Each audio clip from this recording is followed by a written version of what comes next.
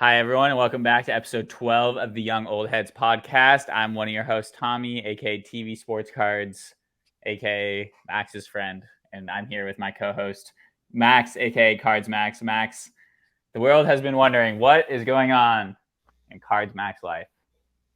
The biggest thing in Cards Max's life has been that the National is in 10 days, give or take, and I'm very excited. The National is in 10 days, but as they say, the hobby never sleeps. So what have you been up to prepare? What have you been buying? What have you been selling? What have your thoughts been? I went to a show yesterday. I went to a show today. I will be going to a show probably next weekend. I'll be going to any trade night I can get my hands on, and I will be buying, selling, wheeling, dealing, looking for Glabers for throw-ins into bargain box plays, and I'm living and breathing cardboard. Yeah, you made a good bargain. So you went to a show today, correct? I did go to a show today. And Nice little small local show. Yeah, you love it. You gotta love a good small local show. And how many tables are we talking at this small local show? Not that small. I want to say maybe 50 or so. Okay, so a pretty decent show. Like, so this is a show that's been promoted and very well known on the Long Island area, and this was operating pre-COVID, which there's not much on Long Island in our area that was pre-COVID, but this is like a known, consistent show. Same dealers in and out. You know what you're getting. Nice. Well, you picked up a nice bargain bin lot today. I saw. Do you want to talk about that at all?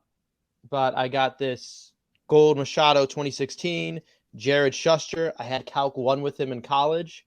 Mike Trout numbered out of 499 Bowman, Travis Swaggerty Team USA Auto, and Garrett Cole out of 2018 Gold. Oh, and a nice little Glaber Sky Blue. Got all of that for $15.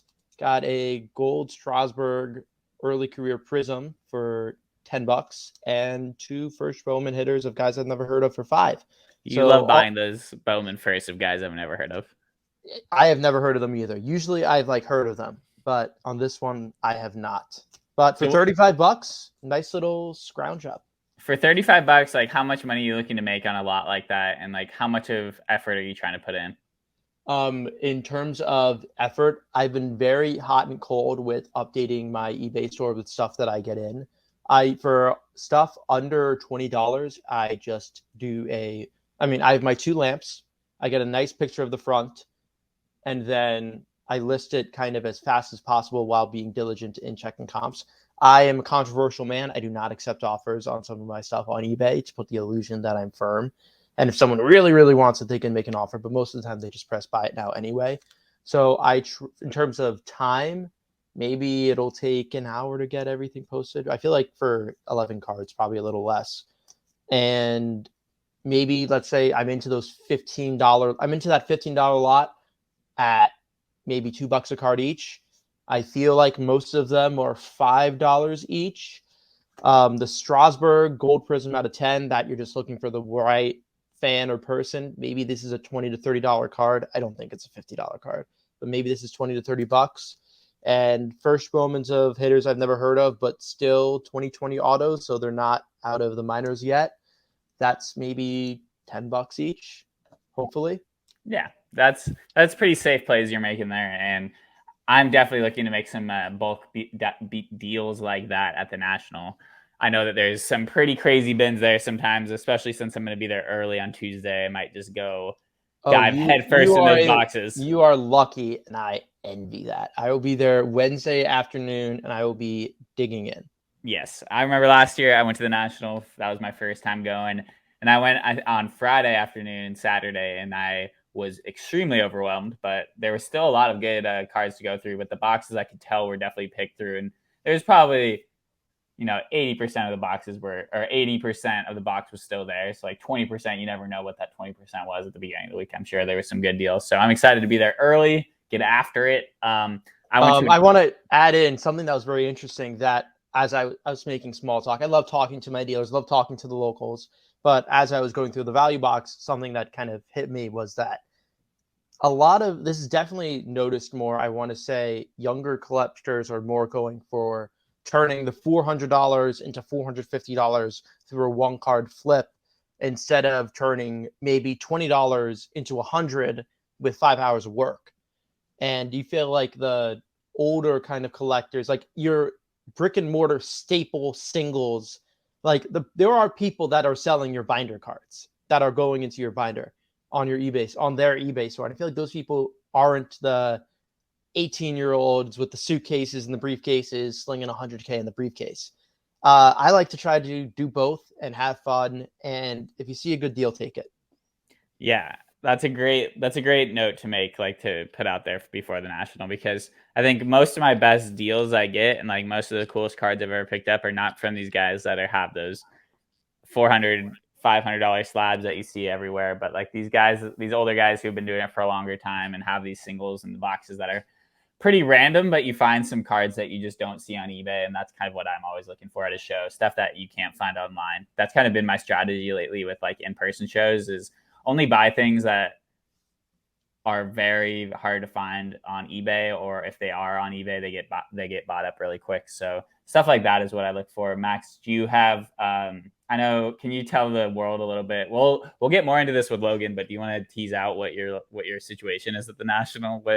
How are you getting there? I know that's been a big topic. How to get to Atlantic City? How are you getting there? Who are you staying with? So I was originally planning to do a big train commute. I've had friends that have houses in Rehoboth Beach in Delaware. So I've made the train commute to Philly before, and it's a fun one. I'm taking the projected on paper, which I was going to do, largely imitate for the National in Atlantic City, was that I was planning to take the Long Island Railroad from Long Island to New York City, take the New Jersey Transit from Penn Station down to Trenton, down to Philly, or which at the time I was looking at trains, there was an Amtrak Acela from New York City to Philadelphia for $19. That's a steal. And then take the SEPTA from Philadelphia Atlantic City line to Atlantic City, from Philly to Atlantic City. Thankfully, one of the people that I am rooming with is being able to pick me up at a train station in Monmouth, New Jersey. I think that's how you pronounce the city. And that cuts my trains down to 2 instead of 4.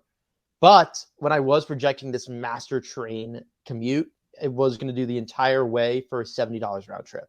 That is amazing, and probably my favorite monologue you've ever done on the podcast of telling us, because getting to Atlantic City is ridiculous, and the fact that I've never been. The fact that the Nationals in Atlantic City is just wild, and that's not a hot take, so I'm not gonna get into it too deep. But Yeah, I just wanted to see. I've heard that it's very important to like not get a dumpy or risky or even dangerous hotel that's 30 minutes out from Atlantic City. Either eat the money and pay up for a relatively respectable Airbnb and hotel, or do something that's more free and plan ahead, which you can't do 2 weeks before. But Yeah, the best time to plan for the 2023 National is in 2022.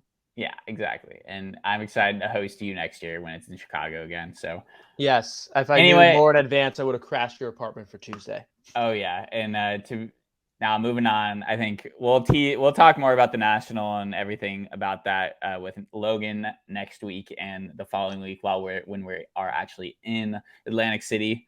Yeah, we'll have an episode of the Young Old Heads live from the National. Get hyped for that. Yes, but this week, teasing that we have special guest, many followers on Twitter, runner of one of the best Twitter sellers consistently. Logan's League is coming on the pod next week. Official Young Old Head. So, but Max, this week I wanted to talk about something that we've tangentially talked about in previous episodes, but something that I think deserves more of its own conversation bit, which is the idea of like fractionalization in vaults, and like the idea of owning cards, owning parts of cards that are not physically in your possession. So as someone who is a big fan of the alt vault, can you tell us a little bit about your strategy with the vault and like why it appeals to you? I like alt as a company. I think they do a good job. And just to preface this, they weren't really on the map at all 365 days ago. Their kind of coming out party was the National last year, when, Tommy, I don't know if you remember, they had a very generous or financially generous referral program to where anyone who got a sign up to alt was given a $50 credit. And I bought a nice Glaber Bowman Chrome Auto for my PC from that promotion. So really that investment now from that kind of big branding experiment, they are one of the biggest vault companies out there for alternative investments and collect trading cards. They run their bi-weekly, once every 2 week auctions, and they've recently have had a rebrand. I know they are minting NFTs right now that are, or they previously minted NFTs that were supposed to be packs and are redeemable for one out of however many mintable cards, and then you get the physical asset. I don't want to bash them. I don't love their rebrand. I'm trying to be critical though. I like their vault services. I like using them as a kind of permanent address. I have been traveling recently for college. When I graduated, I have my professional future is up in the air and where I'm taking my talents to and in what context. So for me, I've been using them more as a permanent mailing address for PSA orders, and that I'll eat $10 in shipping each time to have no worry about someone signing for a package, having everything insured, and getting really crisp scans of my cards, which we can argue how far $8 go. But for me right now in my setting, it's worth it. I like the platform, but their branding is interesting. Yeah, I that was a good walkthrough of what you're talking about. But what does it mean when you say you like their services? What does that mean to you? Um, I have on occasion emailed their customer service workers, and I love them, and they have always been very easy to work with. I mean, I'm someone who is very kind of critical on not necessarily service people. I've had done my work in the service industry. I know what it's like to be a customer service person and where customers always right, etc. But they're very quick on responses if there's any questions. They've kind of overassured me. I've never had an issue with a lost package or something of the like. Or when I have thought something's too slow, they remind me on their processing times. And most of the time, if I ever get a scan that comes out very bad, they sometimes rescan it, which is nice. It has to be really bad and really bad looking to the eye. But they're easy to work with. I've never had a problem, and they ship fast. Yeah, I'm glad you talked about the customer service because I think in the hobby everyone's used to these like vague wait times by PSA that are like massive wait windows, poor customer support where they don't, no one gets back to you in time and you kind of just feel like left on your own. And that's how you get people, you know, ending up overpaying for slabs that of new cards and stuff like that. Just Yeah, I don't I'm know. on my to-do list today is to follow up on an eBay call that I've already previously called eBay on an issue. They said they get it done in 48 hours. They didn't, and now I have to call them back. So definitely the polar opposite with that from my experience with alt. Yeah, and And even just more generally, most companies and you know other types of issues where I've had to email. Like I know I've had an issue with my slabs a few months ago. Matt, I know the owner was very quick in responding. I think it was like a Sunday or a Saturday. I emailed him. He got back very quickly. But I think this is a testament to the people that are starting these businesses to try to either replace eBay or other processing platforms, whatever it may be, or not only are very gun ho in making sure that the right outcome is found, but also genuinely are doing it for a love of cards and an understanding of the perspective of the buyer and seller, which is something that eBay doesn't have. yeah, and I think that's really important to bring up, especially as eBay is now launching this like eBay Vault program where they're like, oh, now you can just buy and sell with eBay. You don't have to ship. It's like, all right, cool. You guys are just copying these ideas of previous companies or these other companies that are out there. But also, you have a history of people having bad experiences with eBay customer support selling cards. So it doesn't really build a lot of trust for a Vault program, which involves even more trust. And I think that that's what those owners of like MySlabs and Alt understand is that like these things are, they're assets to people. It's like holding their money. You can't, have bad customer support. You can't have this kind of gray area of responsibility for certain things where it leads to people having bad experiences with eBay. Max, do you have any other bad experiences with eBay that you would want to talk about? I feel like I am calling them once or twice a month, whether it's something related to It's usually something where it's like I think they side in my favor and they won't, and I have to like double check them or something of the like. No examples really come up on hand since I haven't been selling on eBay as proactively, but it is a little bit of a nightmare Yeah, sometimes. yeah, for sure. Like I had a situation a while back where I think I bought like a Maradona sticker from Italy, and he canceled the order, like left me like I don't think it was possible for leaving. I think he left like I gave him a neutral, and he like bought something for my item, negatived me. He paid like $15 shipping for a 99-cent card. I had to like cancel the order. I've had a big amount of hoopla with eBay before.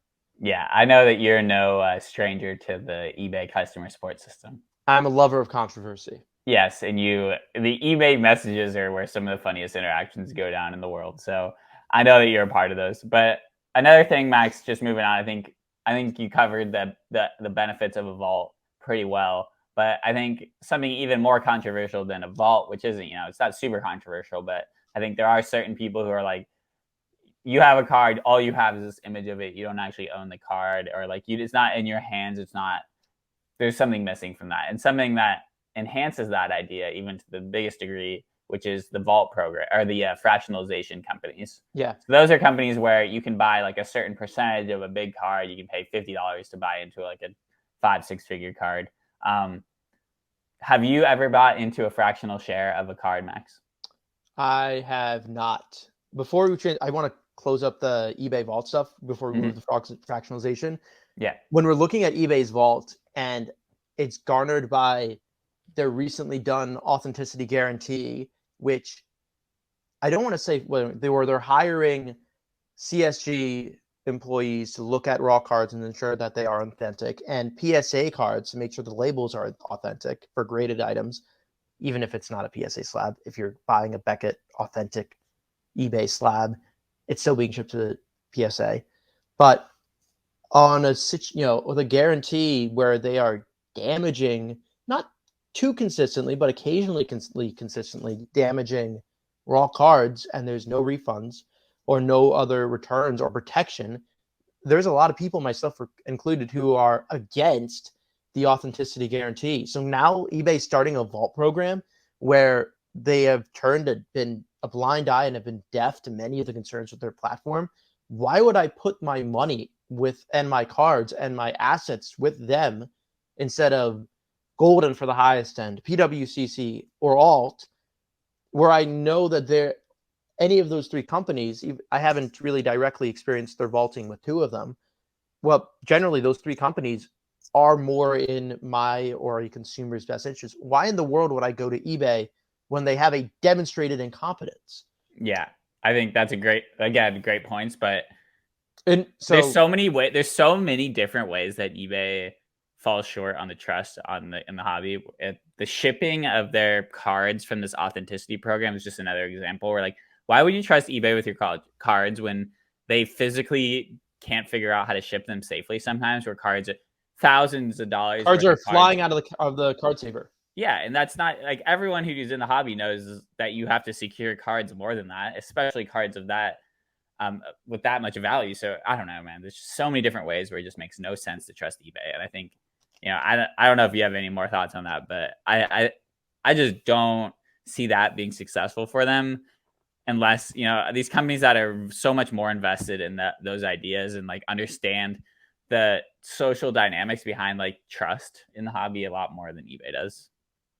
Yeah. One of the more, so to go back to it, I have never bought a fractionalized asset or card. I'm not necessarily against or anti it, but I also don't own really many stocks or other traditional assets to begin with. So going on, again, I have nothing wrong with Rally Road, but going on to Rally Road and buying a mantle that is very high valued and owning a fraction of it, it just hasn't fit my financial portfolio at the moment. When we're speaking to the legitimacy and even the interactiveness of it, Jake Paul, or is it Logan Paul? One of the Paul brothers, whichever one is, you're shaking your head. Which Paul is it? I don't know. You don't know? I want to say Logan. Okay. I don't know. Who knows, bro? Yeah, it's Logan. It's Logan. Logan Paul's Illustrator Pikachu or Illustrator Pokemon card which I believe he debuted that he owned at WrestleMania, was recently put up for fractionalization, where Logan owns 49% of the card and the shares, and the rest of the 51% is being IPO'd. And I believe some of the decision making regarding the value, first of all, you have the value of the asset, which can be bought, sold, and traded at any minute of time.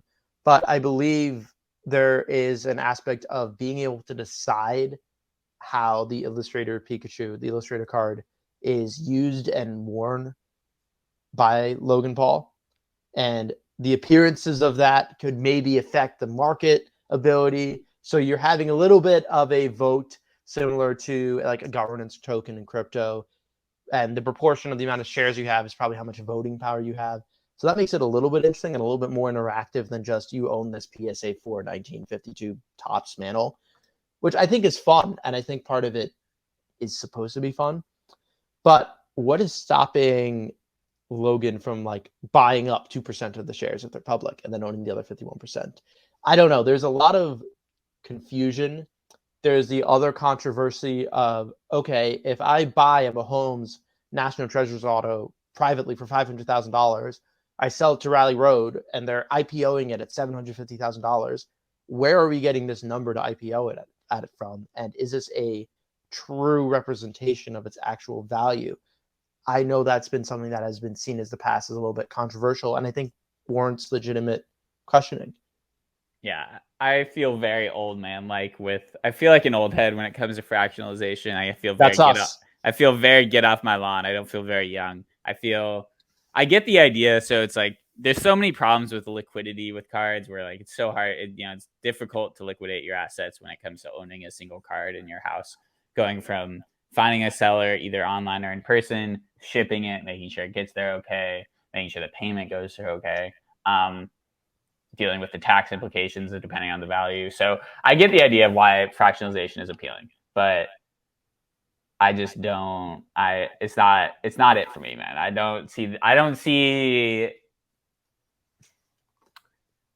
There's just certain things, man, that having a card in your possession versus owning a fractional share. I can see how it gets people into the hobby. So that's why I don't actively say anything bad about it in public on like my social media accounts, is because like I see how it gets someone who's into crypto into cards. It's a step in that direction, and that we're all about expanding the hobby. And if that's the case, then yes. But that's the problem, is the arbitrariness of the values that they put on them. That Mahomes that someone bought really is probably worth 500,000. They say is worth 750,000 because it might get more people to buy shares. And that's like another thing about it. It's like the higher value they put on it, the more people, the more interest that's going to be on that card. And it incentivizes them to arbitrarily add value to cards when the value might not actually be there in the open. Yeah, so my inner 16-year-old is going to counter your old man and say that I saw a Gary Vee clip this morning on Instagram that definitely caught my attention, and that investing is not just, the previous connotation is that you're putting money in the S&P, or you're buying real estate and you're churning rent money, or you're fixing something up. Now it has more cultural implications. Now there's a younger audience of people that are saying, I want to invest. Investing is something I do with my money. And they're not immediately going to real estate or to stocks or even the retail investing through Robinhood or the like. But they're going to cards, they're going to crypto, they're going to sneakers and saying, hey, I want to own these Air Force Ones, and I want to sell them for double when they are dead stock. And that's cultural, and that's something that's seen in our youth. And there is a bit of a social dynamic. Yeah, I have 2 shares of this 1952 Topps Mickey Mantle or this National Treasures Mahomes. I own this. I have an asset in this, and I want to see this go up in value. And this is something that I am doing. It's not just passive, boring, a bunch of nerds in New York City and Murray Hill are crunching numbers. Yeah. I think investing in cards is just more fun. I mean, all right, I don't really invest in cards, really, but I know that the money I put into cards is not totally wasted money when I'm doing it smartly. So it's not money that I would otherwise be investing otherwise. But All right, Max, you kind of convinced me on fractionalization. I just wish that there is more regulation on like who says. I wish there was more third party like this is what this card's worth. Somewhere that Yeah. these companies could go that isn't just their own word. I don't really know what that is though. I don't know what sort of body that could be and how well that would even work out. But in my head, there would be some sort of authority that can say more definitive values on what these high super high value cards that are not sold or traded very often are worth, so that these people aren't just someone who's maybe not into cards doesn't understand the market for six-figure cards. Like, I mean, I don't even really understand the market for six-figure cards. I don't totally understand why a card that's worth 300,000 versus a card versus 100,000 all the time. They don't really seem that different to me. So I can't even imagine someone who doesn't know anything about cards coming in being like, oh, well, this Steph Curry rookie card must be worth 1.2 mil, and this, I don't know, LeBron rookie card's worth 700K. What does that even mean? That doesn't like, there isn't much education going on the side of these fractionalization companies to make sure that these people buying into these cards understand what they're getting into, and it's not just, hey, this Steph Curry card's worth a shit ton of money, buy a little bit. That's cool for you. That's better than going and buying a $30 insert of Steph from Illusions or something. I don't know. What are Yeah, your I don't know. I'm just kind of ranting now. I don't want to. I don't and want to get too off track. I'll be my young head, and I've enjoyed and dabbled in NFTs and crypto. I've lost more than I've earned. I'm not afraid to say it, but I'm pro it. I'm fun. I own my little sloths in my OpenSea wallet, and I have a blast. But point being, I'm not afraid to try something novel or new, or to purchase something that isn't tangible in my hand. I mean, even when we're buying stocks, are you holding the stock certificate itself and throwing it in your safety deposit box? That's, you can argue if that's tangible or not either. But I think an issue, definitely, even in terms of the government and their overseeing on crypto cards, etc., is that there is a lot of ambiguity in something's worth. And I think part of what's made cards thrive is that I don't want to get too political, but there are some people that, even as consumers, buyers, and sellers, don't like government intervention. And even if that means just paying tax at the end of the year instead of it being stripped out of someone's paycheck, or someone not completely overseeing every single transaction that you have, buying something or otherwise, and saying, oh, this is a $45 card, you must sell it within $40 to $50. People like that. And doing your own research, doing your own homework, yeah, you can lose your hat. And I personally, it's all the same to me, whether something is a $750,000 card or a $500,000 card. You could show me both, and I probably wouldn't be able to identify which one's worth more. If it's to the degree of $250,000, it's something that I'm not going to own either way. But with that in mind, I think cards have thrived, and NFTs as well, due to the lack of regulation. And this is a market that has weeded out people that don't do their own homework. And even I feel like, especially with you in the collecting side, you do your homework a lot on which cards you think are cool, which cards are binder worthy, and that's where you've relished. And that's where a lot of people relish it as well. And that's the demographic of people that are still here. Yeah, and I think what I'm getting from what you're saying is it's a lot more fun to collect cards than it is to collect stocks. Yeah, very boring to collect stocks. And we are all about collecting cards here. So I think cards are cool. I think that stocks are not as cool. And I think that if you want to go buy a fraction of a Mickey Mantle PSA 4, 52 or 51 Bowman or 52 Tops, then go for it. I'm going to support that decision. I don't, just make sure that you do your homework on relevant comps of the cards, so that if that card does randomly get liquidated, and I don't even really understand, that's the other side of the thing. I don't really understand, like, when do these cards get liquidated? Who decides?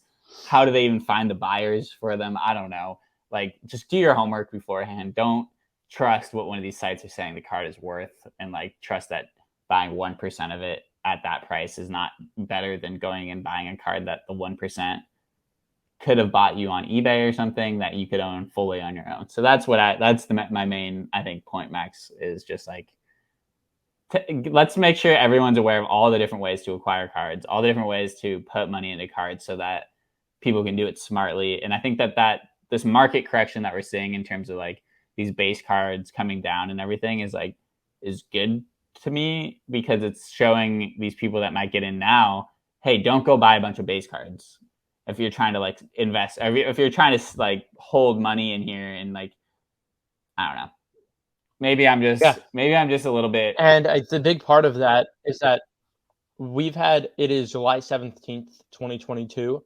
PSA closed on March 1st.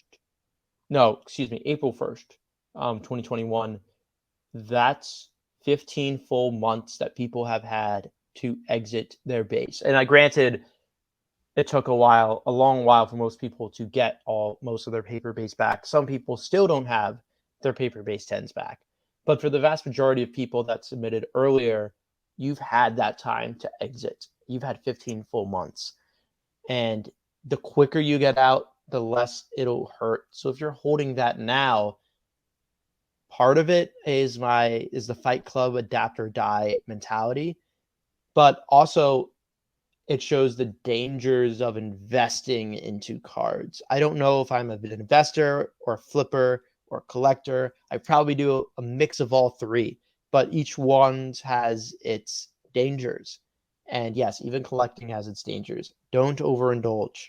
Yes, don't overindulge. Don't spend money you don't have. I think something that I just get annoyed with any of these like influencer types of guys who tell people what to buy and what to sell, is just like, you don't know what you're doing. Like, no one knows what's going to go up and what's going to go down. We don't know what's going to happen in the sports world. It's a very, very volatile industry and world of someone getting hot for a year, gets injured, whatever. Don't overextend into some like a young player. Put some money into vintage stuff, or like if you're really trying to just like hold money. I'm gonna kind of stop myself here because I'm getting a little crazy with my ideas, with like annoyance with this stuff, because I don't really want to be the dude in 20 years who missed the boat on like a cool thing like a fractionalization of cards, if that actually becomes a big thing. With like what if like every single But a big problem is like, okay, like just to draw a corollary, there are Whatnot people that put a $1 auction for for a low end item. They have a big audience, and the $5 card that's ready available at 7 sells for 10 plus shipping. And you can't fault the guy with the audience, can't fault the auctioneer for amassing a following presumably through his own merit, and marketing the card to an audience and just throwing it at auction, and people not doing their homework. And at the same time, you can't really draw too much slack to these Rally Road people the consumers, because they're being marketed something that may be. Look, I'm saying Rally just out of they are the first fractionalized company that comes to mind. None of this is personal to them. Don't sue me for slander. This is not about you specifically. Sue Cards Max for slander. Sue him, please. No. No, but this is just referring to the general space and the health of the space. I am not criticizing them specifically. I want to make that clear. But just to the market in general, and the Cards Max fractionalization company, if I build the Cards Max fractionalization company, I have a $500,000 card. I'm IPOing it at $750,000. Well, part of it you can say is that, oh, it's the free market, and your IPO didn't sell it at $750,000 because it didn't have enough of demand. But on the converse, you can say that if it sold out at $750,000, it's because I marketed and shilled the heck out of it for my own benefit, because I'm making $250K profit, and that the consumer is losing money and they don't even know it because they're being marketed that this is good for their future, which is paradoxically extremely ironic. Yeah, Max, I really appreciate you carrying this episode, because I like your perspective on this stuff, and is something that I'm kind of shocked we haven't talked about this more in previous episodes. I know we've talked briefly about vaults and a little bit about fractionalization, maybe tangentially, but yeah, I think you touched on all the points that I wanted you to touch on. So what else, do you have anything else that you did not say? What would the Cards Max fractionalization company do differently? Do you have anything else that you would say that you would want to do differently? No, because I am a figurative old man who has never owned an fractionalized assets, and I'm talking to another figurative old man who has never owned one either.